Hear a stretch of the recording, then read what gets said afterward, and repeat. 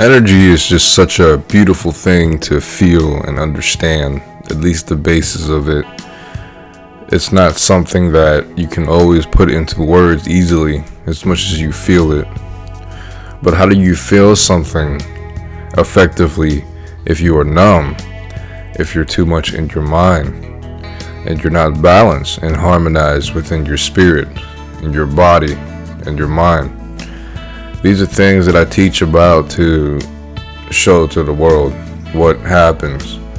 And a lot of times in my life, I can be too much in my mind. I can be too much in my emotions. One of the ways to effectively use my intuition is when I am in a state of peace, when I am in solitude, and I realize what does or what doesn't belong to me, people's energies. It happens. Some people can be very sensitive and get influenced by the wrong people through manipulation. And these are things that I've found to where I dodge a bullet for making choices and decisions to stay or leave in someone's life. And I always say that when somebody comes back around, when they're healed, is a good connection and a good chance to practice forgiveness and giving somebody a chance sometimes. You know, a lot of people have a falling out together and they just love each other from a distance. Some people hold on to resentments forever. I don't want to be that way because it doesn't feel good to my body. But sometimes it's hard for people to accept things that has happened to them repeatedly. You know, I've had to start my days anew, like I was just born, type of mentality for each day of my life. And last night actually, I was watching a video. You know, a very beautiful soul posted, "Not everything is what it seems, you know, beyond the surface. This marker has an ink inside. This CD has audio inside.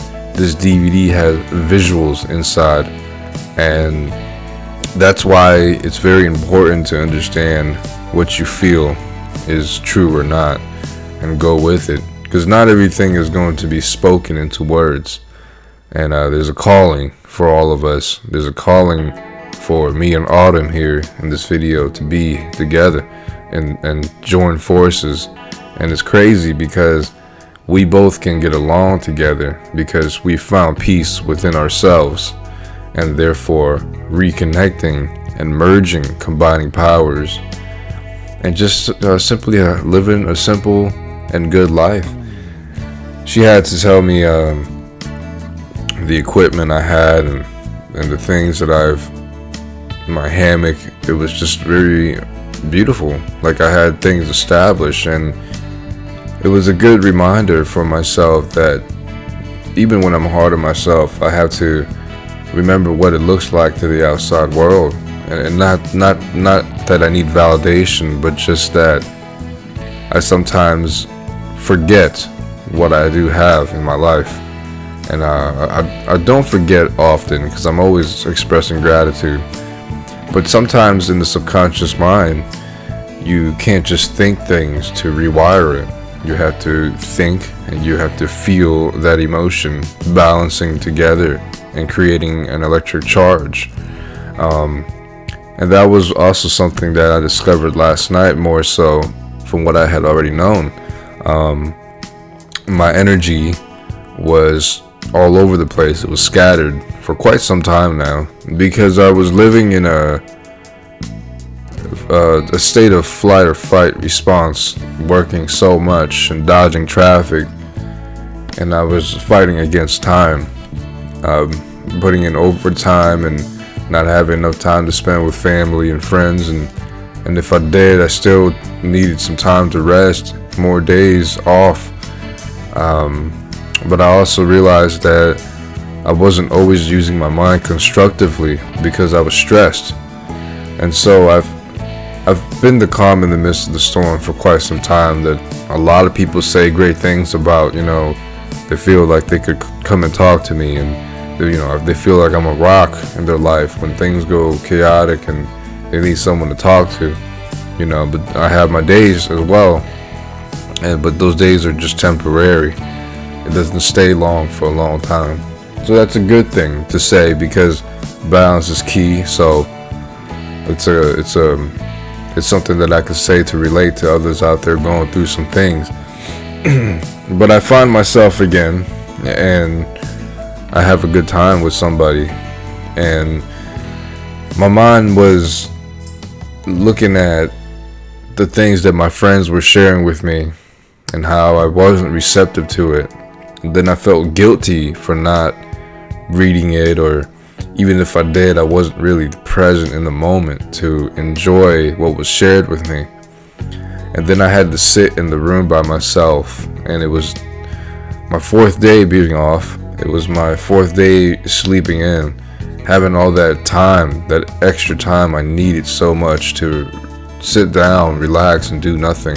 We need those days sometimes, at least one full day, I believe, when you're doing too much. And as I was sitting down, I realized that I haven't had a lot of energy contained. I haven't had my life force contained in my vessel for quite some time, because I never really was charging that emotion with the thoughts and therefore, without that electricity, without that contained and life force energy in my vessel, I was energetically leaking. So people's energies I was able to absorb. I was more fatigued and tired, lethargic. I wasn't really present in the moment. Even when I was in a place of beautiful settings, I was always rushing to get to point A to point B. And it's not a good feeling, when you do it for quite some time. And in my case, the past month or so, coming back from work into the coronavirus, outside of it, and having to deal with a lot of the energies going on in the world as well, people stressing out. But to be grounded is a very important thing. To be calm is very important to me. A lot of people say, "Oh, you can't just be calm all the time." I say, I understand that, but you can't just be stressed out all the time either. You got to find that middle path. To be calm is to see things with clarity and to feel things for what it is. And when I hang out with Autumn, it's a great time. She found peace within herself.